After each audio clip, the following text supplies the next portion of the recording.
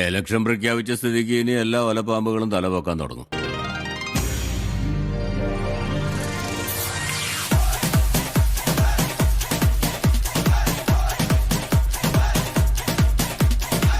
ഞങ്ങൾ ആരംഭിക്കുന്നു, നിങ്ങൾ അനുഭവിച്ചാലും. വിജയസാധ്യത ഏറെയുള്ള ഇരിക്കൂറാണ് നമുക്ക് കിട്ടിയിരിക്കുന്നത്. അതുകൊണ്ട് ഇരിക്കൂർ മണ്ഡലത്തിലെ സ്ഥാനാർത്ഥിയായി ജനസമ്മതനും നമ്മുടെ എല്ലാവരുടെയും പ്രിയങ്കരനുമായ മാമച്ചനെ ഞാൻ പ്രഖ്യാപിച്ചിരിക്കുന്നു. എന്നിട്ട് ആളെ തീരുമാനിച്ചോ? നമ്മളെ മധുവേട്ടൻ പറ്റും. പാർട്ടി തീരുമാനിക്കുന്ന പോലെ തന്നെ കാര്യങ്ങൾ നടക്കും. അമ്പടെ പൊളിസു, നീ കാത്തിരുന്നോ, അതങ്ങ് പൂഞ്ഞാറ്റി പോയി പറഞ്ഞാൽ മതി.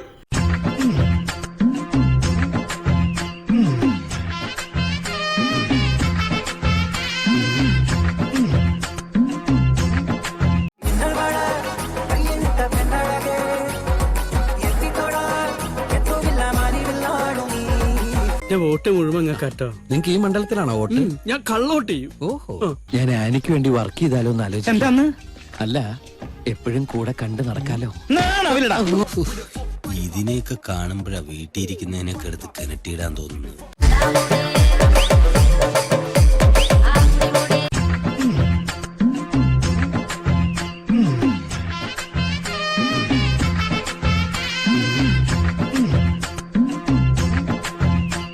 വരട്ടെ, ന്യൂ ജനറേഷൻ വരട്ടെ.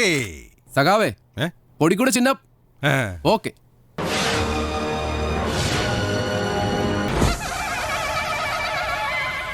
ഇത്തിരി കണ്ടത്തിന്റെ രോമാഞ്ചമായ നമ്മുടെ സ്വന്തം പാപ്പിച്ചായന് പുത്തിരി അടയാളത്തിൽ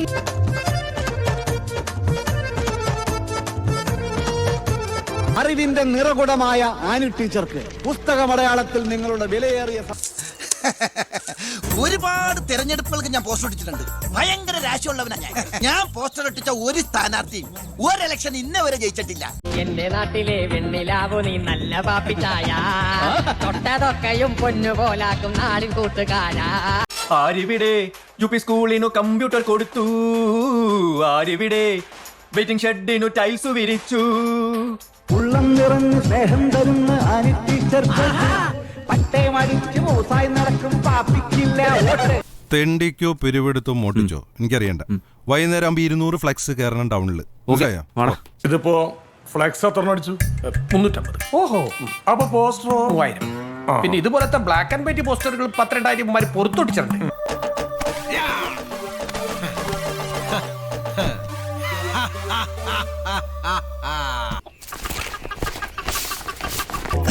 കോഴിക്കോട് മുഴുവൻ ചോർന്നൊലിക്കായിരുന്നേ.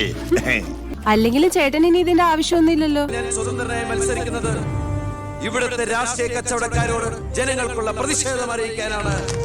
മദ്യവിമുക്തമായ ഒരു ഇന്ത്യ, സർവ്വ മനുഷ്യനും സഹോദര സ്നേഹത്തോടുകൂടി കഴിയുന്ന ഒരു ഇന്ത്യ. സുഹൃത്തുക്കളെ, ഞാൻ ദീർഘിപ്പിക്കുന്നില്ല.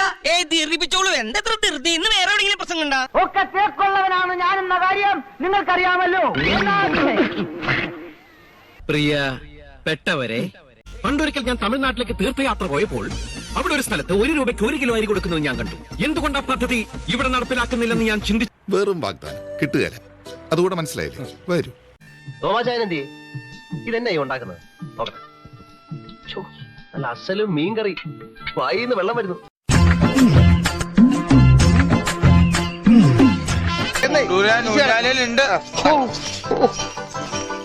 അച്ഛാ, പിച്ചക്കാര് വരുന്നു.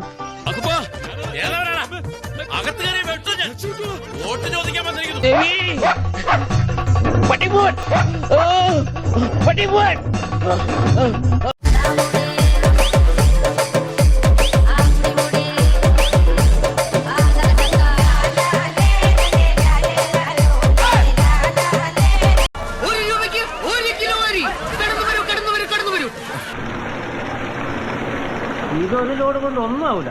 ഒരു ലോഡും കൂടി ഇന്ന് തന്നെ അടിക്കേണ്ടി വരും.